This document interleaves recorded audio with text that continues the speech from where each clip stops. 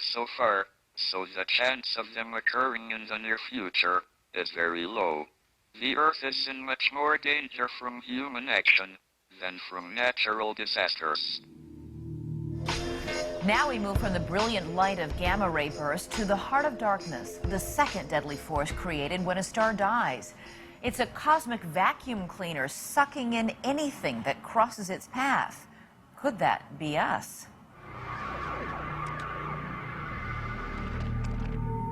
If you look at textbooks from 100 and 200 years ago, they describe the universe as being this peaceful, gentle place.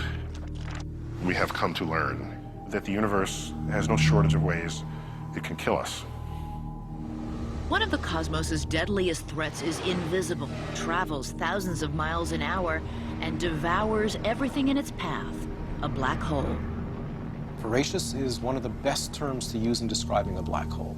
Anything that comes within their gravitational grip will fall in and will be consumed and turned into more black hole.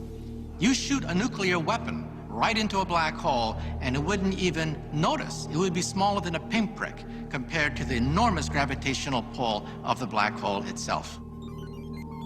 Scientists first discovered black holes in the 1970s, and since then have found tens of thousands of them scattered across the universe.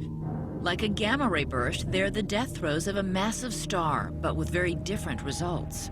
Stars, as we come to know and love them, are these balls of gas that are neither shrinking nor expanding. They're in balance. Gravity wants to make them smaller, but the heat created by fusion in the core prevents that from happening.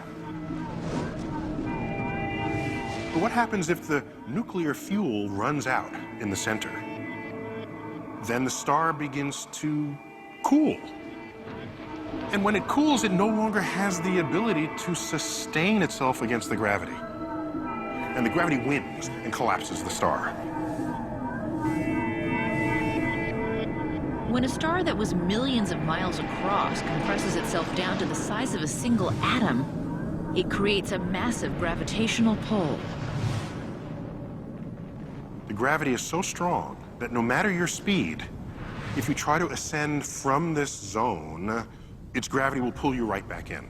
Not only will you not escape, light can't escape. Its gravity is that strong. Initially, scientists thought we had nothing to fear because black holes were stationary. Then in the year 2000, all hell broke loose.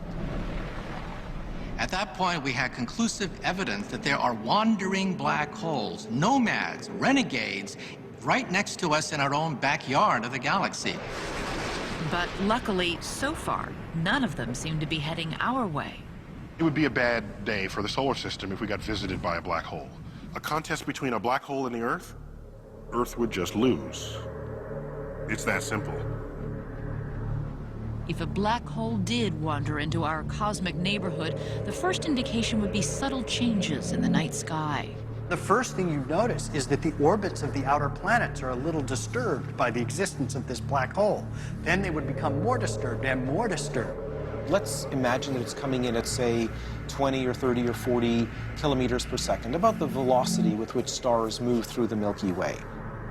Then it's going to take a few decades to move across the solar system. So we'd have, 20, 30, maybe 100 years warning, something like that, that we had a serious problem. Within days of discovering the black hole, scientists would be able to tell us when and how we were going to die. Because the black hole would wreak havoc across the solar system, there would be no escape. It would be very much like seeing a predator come in to your village and not being able to do anything.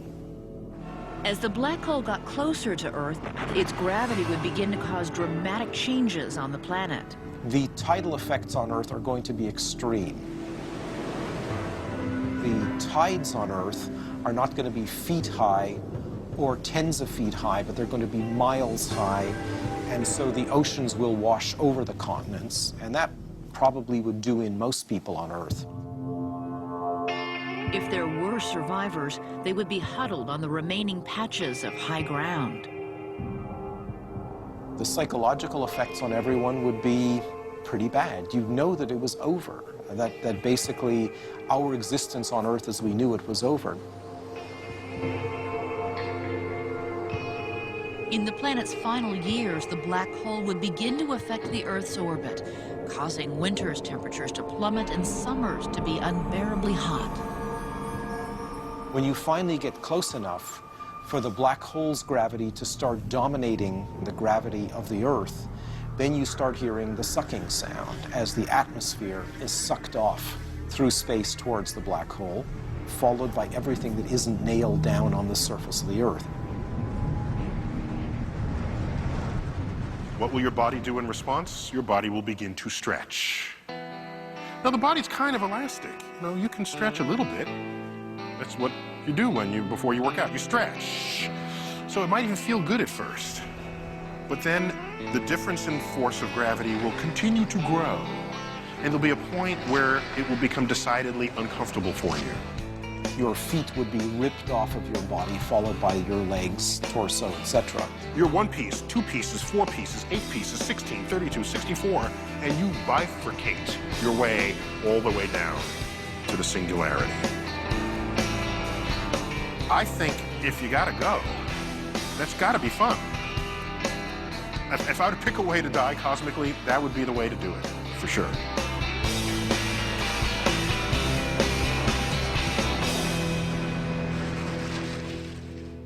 If I knew that the world was going to come to an end, I would travel all over the world. Swim in the ocean, spend more time with the grandchildren. I'll probably cry a lot, party like there's no tomorrow.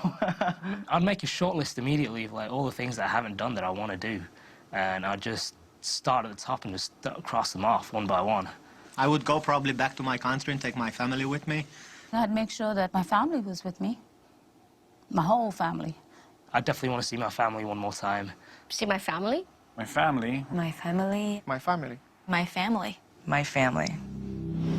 When we continue, what could happen if you take a super intelligent machine, let it make its own decisions, then connect it to the world's deadliest weapons? That's one of the major risks, that if we produce these godlike creatures, they may turn against us.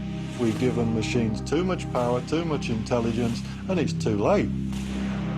Coming up, number 6 on our countdown.